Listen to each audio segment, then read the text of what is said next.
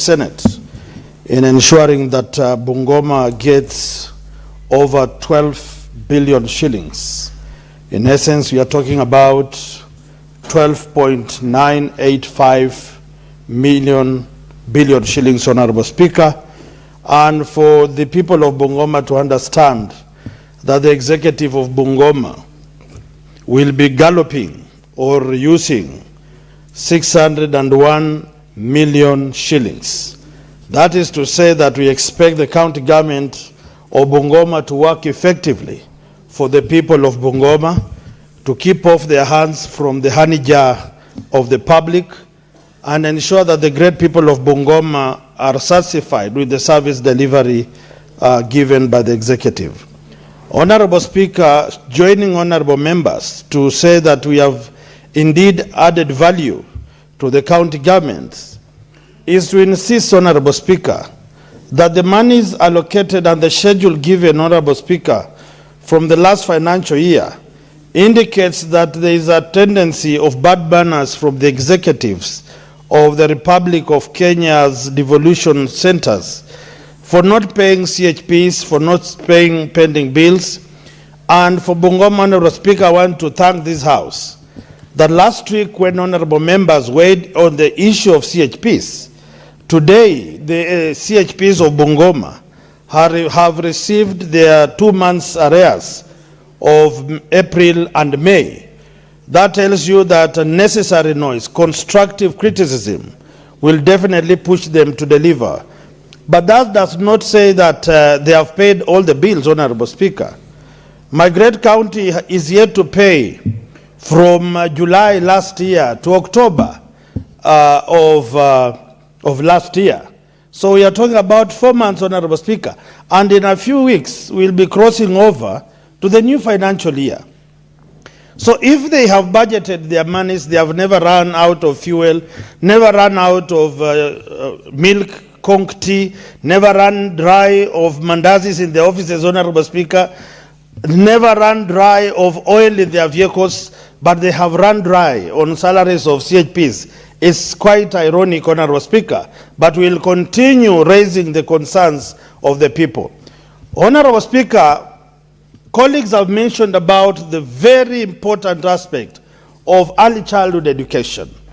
Any country is known, or any country's level of civility is known on how it treats the vulnerables, the disabled, the poor in the society. The young children of this country, the ECD children, need a lot of attention. It came to my notice, and I've always talked about this, that in Bungoma is a country where you can find, depending on the mood of a principal of a primary school, he can decide to tell the ECD's children to sit under a tree, depending on whether it rained or not. They can easily come with cow dung to smear classes because the county government has not constructed good classes. It is only in Bungoma, Honorable Speaker, that a program is launched for porridge, and when you do analysis of schools, they only hear about it in funerals and public shows. So these monies, as we increase to county government, it must be seen practically on the table for the children through teaching aids, through learning aids, and ensuring that the teachers are comfortable. For your information, Honorable Speaker, last financial year in Bungoma, they put around 30 million to recruit ECD teachers and tutors of vocational training centers. As we are talking today, those amounts were removed from the budget. Where it went, we don't know. So we are asking county government, if in a county of like Bungoma, we have over 6,000 graduates of ECDs, some older than me, and for 4 times you have been advertising on daily newspapers. These people have applied. The people have been vetted. Then you simply cancel the advert and people go to factory setting. It is immoral. It is bad manners. We must condemn it, and we must call our executive, led by my good friend, the governor of Bungoma, to order. We are talking about the Department of Fire and Emergencies. We saw what happened in Huruma Girls, Honorable Speaker.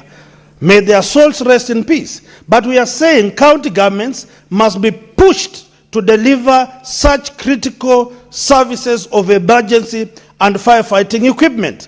In Bungoma for the last 3 years, the machines have never worked. On the budget, money has been put.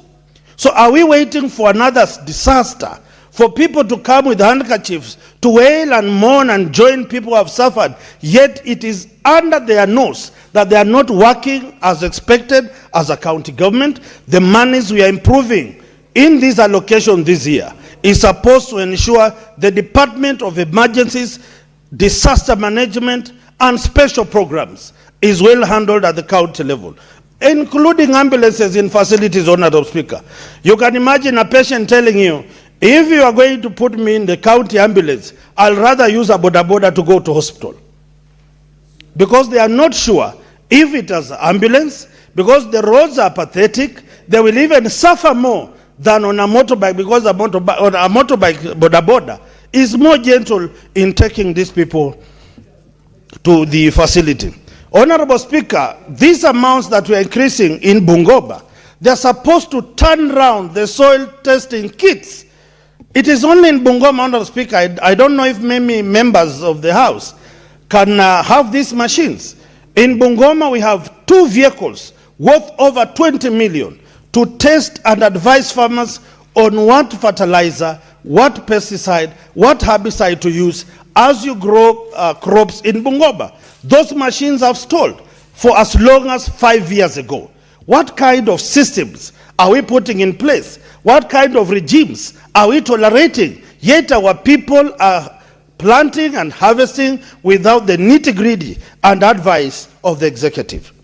Honorable Speaker, the matter of youth involvement in the development agenda of this country is very important. When you look at the budgets of county governments across the county, the money set aside for youth, sports, talent and growth is very minimal, Honorable Speaker. When you talk about youth, many of them think that it's just about people enjoying themselves and not people doing what ought to do.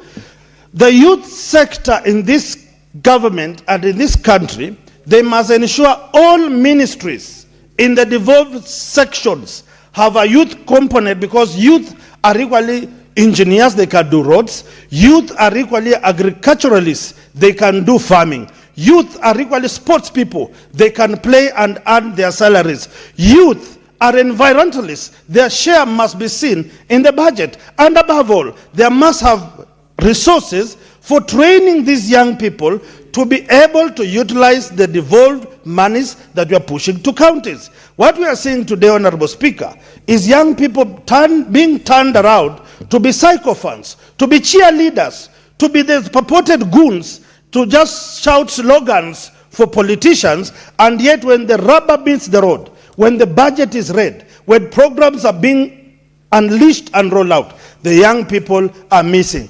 For the young people of Bungoma, because I speak for you and the other youths of the country, we will not relent in pushing the county government of Bungoma to ensure the young people benefit from these resources, not only by sight, but by action, to ensure you are empowered and emancipated from the dungeons of poverty. Pending bills, Honorable Speaker, I was here, Honorable Speaker, and I want to request your House and your Chair, Honorable Speaker, that the committee that was assigned to oversee the county government of Bungoma's report on the list of pending bills. How old are the pending bills? What did the contractors do? What are the arrears? The committee should be tasked to give me a report.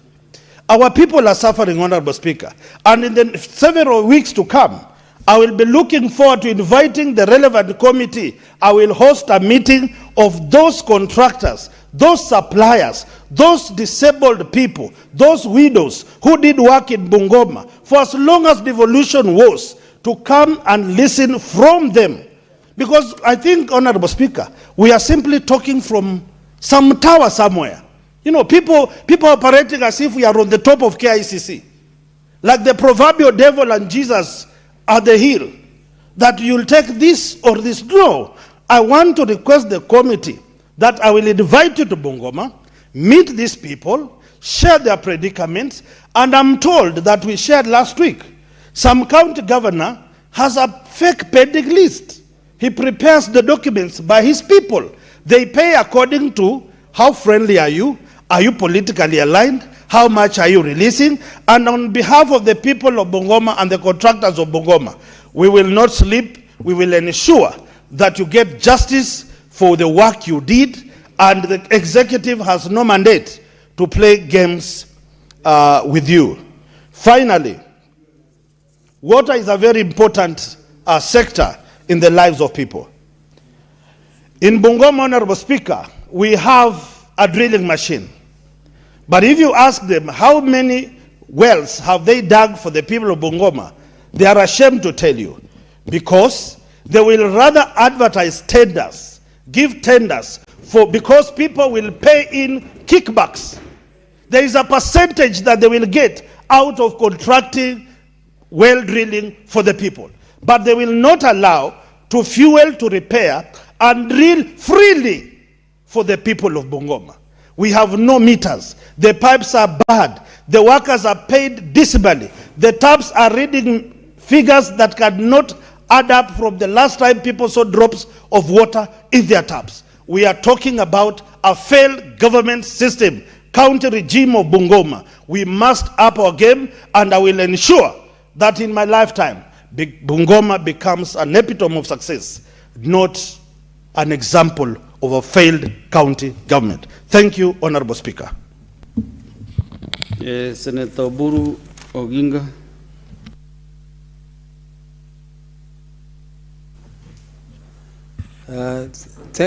Thank you, Mr. Speaker, sir, for